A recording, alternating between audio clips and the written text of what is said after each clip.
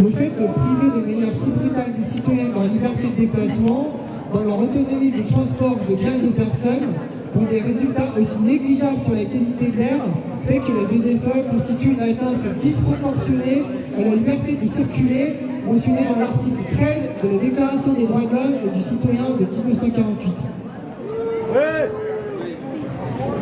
Ne respecte plus rien. La ZFE est inadaptée aux objectifs qu'elle entend poursuivre. La ZFE est inadaptée aux objectifs de santé publique qu'elle entend poursuivre, car la catégorisation critère ne reflète pas les émissions réelles de pollution des véhicules. Par exemple, une Ferrari qui consomme 16 litres au 100 sera classée critère 1, tandis qu'une Twingo 1 en phase 2 qui fait du 5,8 litres au 100 sera classée critère 3 et donc interdite dans les grandes villes. Absurdité. Deuxième exemple, la catégorisation critère semble avoir une préférence pour les moteurs essence, après que l'État ait incité pendant des années à acheter des moteurs diesel, notamment pour les entreprises. Ainsi, un moteur diesel de 2022 devenu propre au fil de décennies grâce à l'ajout de filtres à particules est classé critère 2, tandis que les moteurs essence de 2007, qui n'étaient pas soumis aux mêmes exigences de pollution, sont classés critère 1. Absurde. Troisième exemple, pour passer avec succès les tests d'homologation des normes récentes les plus strictes, certains constructeurs automobiles ont eu recours à des optimisations comme lors du Dieselgate. À savoir que lorsque ces véhicules sont soumis à des conditions de test, le moteur est optimisé pour réduire ses émissions, tandis qu'en conditions réelles, les émissions sont beaucoup plus élevées. Le fait que la catégorisation critère ne soit pas objective fait de la ZFE une mesure arbitraire et transforme la vignette critère en un droit à polluer. Pourquoi la ZFE est-elle injuste? La catégorisation critère est donc plus en lien avec le coût d'acquisition d'un véhicule qu'avec son taux de pollution en conditions réelles. Les ZFE pénalisent particulièrement les personnes aux revenus les plus modestes qui n'ont pas les moyens d'acquérir un véhicule récent et craignent que leur investissement perde rapidement de la valeur en raison des restrictions croissantes de circulation. Nous pensons en particulier aux mères au foyer, aux jeunes, aux retraités, mais pas seulement. Car cette réglementation réduit considérablement l'accès à la propriété d'un véhicule. Alors qu'auparavant, il était possible d'acheter une voiture fonctionnelle pour moins de 1 000 €, aujourd'hui, pour acquérir un véhicule critère 1 ou électrique, il faut prévoir un budget minimum de 5 000 à 15 000 €, ce qui exclut de nombreux ménages aux revenus modestes. Et même avec un véhicule critère 1, personne ne peut prédire avec exactitude où et jusqu'à quand il sera possible de rouler avec sans être en infraction. Car aujourd'hui, nous voyons par exemple arriver à Paris des zones dites de zones de livraison apaisées qui interdisent les livraisons avec des véhicules thermiques. Dans un avenir plus ou moins proche, si nous ne faisons rien, même les véhicules aux vignettes critère 1 pourraient être limités dans les autorisations à circuler. Nous n'allons pas nous attarder ici sur l'hypocrisie autour de la voiture électrique, dans la logique écologiste que tout le monde connaît, mais juste signaler que comparé aux véhicules thermiques, ce n'est pas un modèle de vertu écologique en délocalisant seulement les impacts environnementaux. Et qu'à cause de son coût d'achat et du coût de remplacement de sa batterie, elle est inaccessible à une grande partie de la population et en fait de ce fait également un droit à polluer. Question injustice, toujours, nous nous demandons pourquoi l'aérodrome de Métairie a été exclu de la ZFE et s'il est acceptable de tolérer que des touristes arrivent d'Angleterre à Annecy en jet privé pour un week-end dans les stations de ski, pendant qu'à côté, les citoyens d'Annecy les plus modestes sont privés de leurs moyens de locomotion. Jusqu'à quand va-t-on supporter la mise en place de cette société à plusieurs vitesses qui est contraire au principe d'égalité issu de la Déclaration des droits de l'homme? Restriction inquiétante et injustifiée des libertés et autoritarisme. Tandis que jusqu'à présent, les politiques basées autour de l'écologie paraissaient encore justifiées et acceptables, aujourd'hui elles ont adopté un virage brutal en s'attaquant directement à la liberté des citoyens, et ce pour des motifs de moins en moins évidents. Pourquoi s'attaquer soudainement et si violemment à la liberté de nos citoyens? Et pour certains, cette liberté est également une question de survie. Au moment où la qualité de l'air s'améliore le plus. Pourquoi interrompre la dynamique bienveillante qui reposait jusqu'à présent sur l'amélioration des motorisations par les constructeurs automobiles et par des aides de l'État? Plutôt que de sacrifier de manière aussi brutale et inégalitaire les libertés des citoyens, l'État et les collectivités locales pourraient proposer par exemple une aide pour la pose d'un dispositif sur chaque véhicule ancien visant à améliorer la combustion des moteurs. Cela permettrait d'améliorer la qualité de l'air de manière égalitaire et sans contrainte sur les citoyens les plus modestes, le tout dans une tendance d'un parc automobile qui se renouvelle naturellement et sans non plus pousser à l'obsolescence des véhicules. Plutôt que de vouloir éradiquer de manière sournoise le moteur thermique à cause de l'exploitation des ressources fossiles, pourquoi ne pas développer les biocarburants, ce qui serait une importante source de développement économique local, à condition que cela ne se fasse pas au détriment de l'agriculture vivrière, bien entendu. Par ailleurs, cette atteinte à la liberté, si nous la laissons s'installer, ne sera plus ponctuelle ni circonscrite et risque de devenir la règle plutôt que l'exception. Et c'est d'ailleurs ce qui se produit avec les ZFE. Ou comme mentionné sur les panneaux de signalisation d'entrée des ZFE, tous les véhicules sont interdits, sauf les catégories autorisées. Question autorisation, les dérogations aux ZFE nous inquiètent particulièrement. Car si certains citoyens se trouvent soulagés de pouvoir encore utiliser leur ancien véhicule, ces dérogations ne sont que temporaires pour une durée de 3 ans à renouveler et conditionnées. Ainsi, l'agglomération du Grand Annecy a le culot de proposer une dérogation pour effectuer seulement 2000 km par an. L'agglomération demandera certainement un justificatif de kilométrage entre 2 contrôles techniques. Et cela est peut-être en lien avec la récente publication du contrôle technique annuel pour les véhicules de plus de 10 ans. Avez-vous encore l'impression de vivre dans un état de droit lorsqu'il faut quémander auprès de son administration le droit à circuler? Eh ben non! Le contrôle des restrictions des ZFE peut également inclure un moyen d'installer une surveillance généralisée dans la société, réprimant tout type de comportement allant jusqu'à l'extrême. Car pour contrôler les infractions et dresser les PV de 68 € par passage, il est prévu d'installer des caméras à reconnaissance de plaques. Demain, ces mêmes caméras pourraient être exploitées par l'État afin de détecter des comportements considérés comme douteux avec l'intelligence artificielle, comme cela est déjà prévu avec le radar autoroutier. L'acharnement idéologique sur le véhicule thermique, de la pensée unique d'aujourd'hui à laquelle beaucoup de nos élus souscrivent sans la moindre prudence, la voiture au moteur thermique est vue comme un bouc émissaire malgré ses avantages difficilement remplaçables. Que fait-on de mieux que l'automobile dans le transport autonome de biens et de personnes? Du côté des mobilités dites douces, pourquoi réinvente-t-on l'automobile sous forme de voiture à pédales si le vélo et le transport en commun étaient des alternatives équivalentes à l'automobile dans ses aspects pratiques? Dans cette pensée unique, l'automobile au moteur thermique est désormais perçue comme responsable de tous les maux.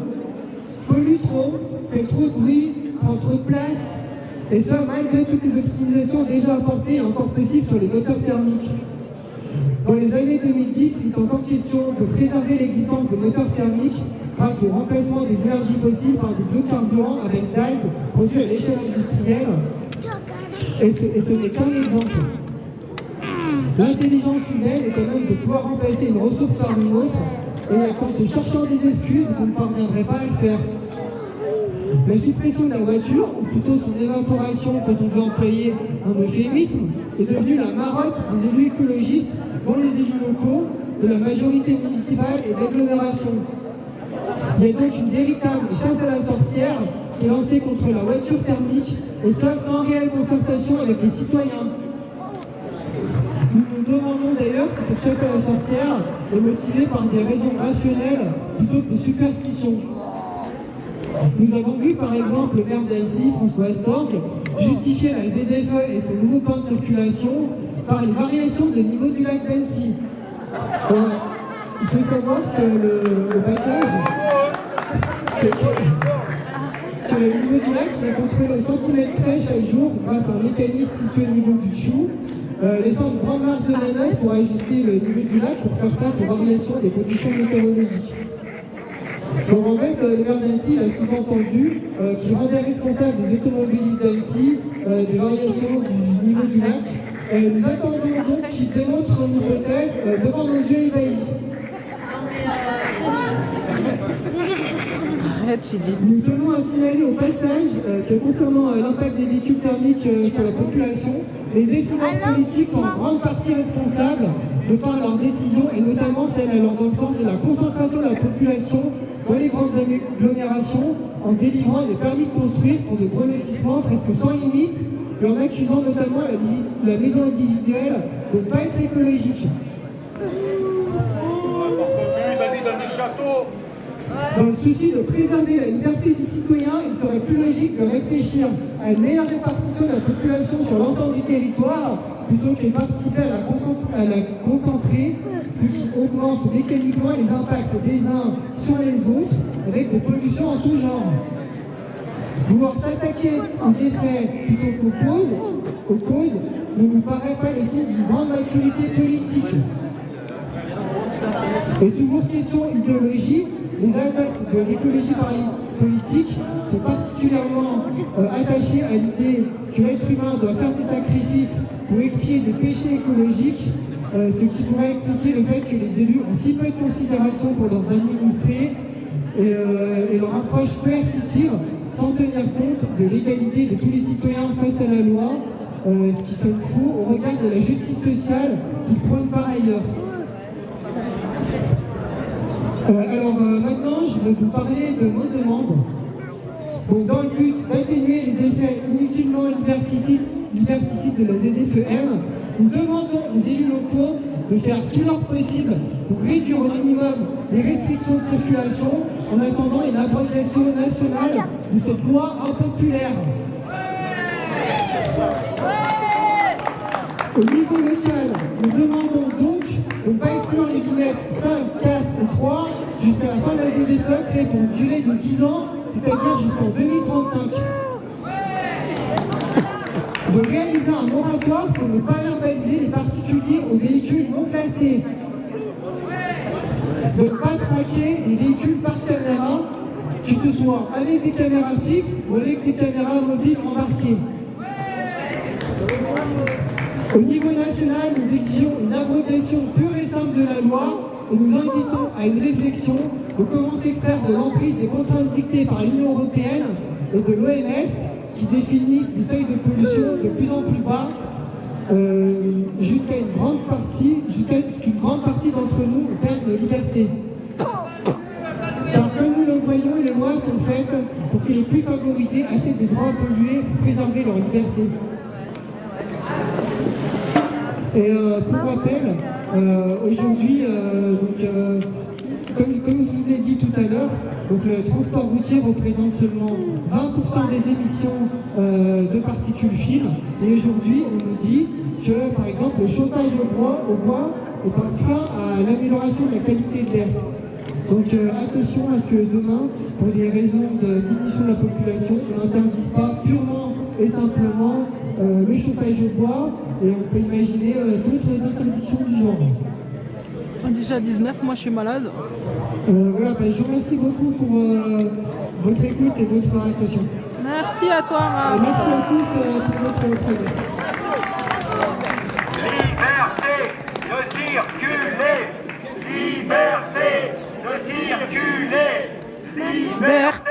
de circuler, liberté de circuler, liberté de circuler, liberté de circuler, liberté de circuler, liberté. Zone à forte exclusion, zone à forte exclusion, annulation, zone à forte exclusion, annulation, zone à forte exclusion, annulation, zone à forte exclusion, annulation, zone à forte exclusion, annulation, zone à forte exclusion, annulation, zone à forte Exclusion, annulation. Inégalitaire, c'est pas un critère. Inégalitaire, c'est pas un critère. Inégalitaire, C'est pas un critère. Inégalitaire, c'est pas un critère. Inégalitaire, c'est pas un critère. Mesures antisociales et autoritaires. Mesures antisociales et autoritaires, mesures antisociales, mesures antisociales et autoritaires, mesures autoritaires et antisociales, mesures autoritaires et antisociales, mesures autoritaires, antisociales, mesures autoritaires, antisociales. Non, non, non, à la ZFE. Non, non, non, à la ZFE. Mesures antisociales, autoritaires, mesures autoritaires et antisociales. Non, non, non, à la ZFE. Non, non, non, à la ZFE. Non, non, non, à la ZFE. Non, non, non, à la ZFE.